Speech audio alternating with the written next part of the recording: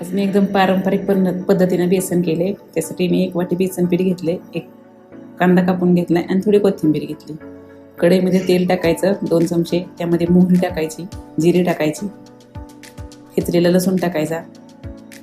लसूण भाजला की कढीपत्ता टाकायचा. नंतर चिरलेला कांदा टाकून घ्यायचा. कांदा भाजला की हळद टाकायची, मिरची पावडर टाकायची तुमच्या आवडीनुसार, कोथिंबीर टाकायची आणि हे सगळं मिक्स करून आपल्याला हवं तेवढं पाणी टाकायचं, जितकं तुम्हाला बेसन करायचं तितकं. नंतर चवीनुसार मीठ टाकायचं आणि थोडं थोडं बेसन पीठ एका हाताने टाकायचं आणि एका हाताने व्यवस्थित हाटून घ्यायचं. थोडं थोडं टाकायचं म्हणजे गुठळ्या होत नाहीत. झाकण ठेवायचं आणि 5 ते 7 मिनिटं बेसन चांगलं शिजू द्यायचं. मस्त असं पारंपरिक पद्धतीने केलेलं पिठलं नक्की करून बघा.